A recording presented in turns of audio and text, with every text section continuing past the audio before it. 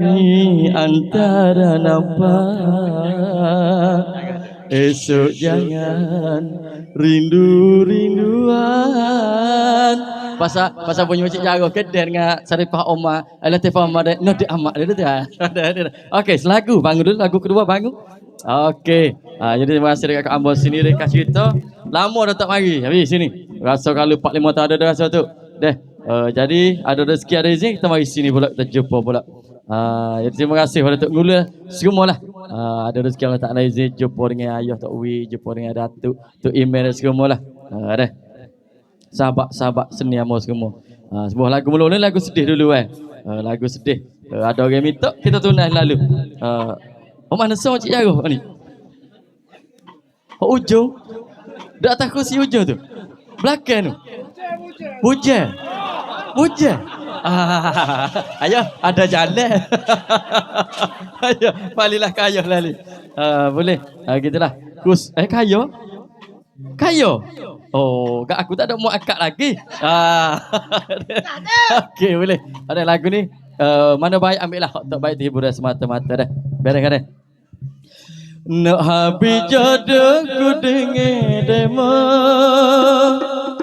kau jauh dekat lama, sebab tak kena, nampak nak utus sudah istana, nak habis jodohku dengan demo.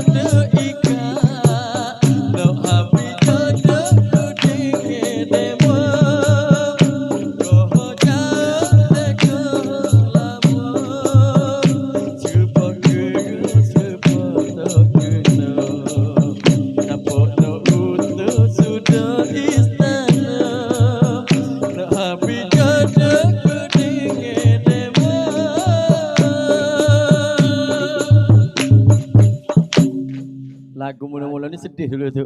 Lagu ni pasal nyanyi buat tu sebelum ada Datuk Wi Kambi kan. Ya sedih dulu. Jadi lepas ada Datuk Hello kata nak Wi Kambi 2 ekor, kita tu tak apa.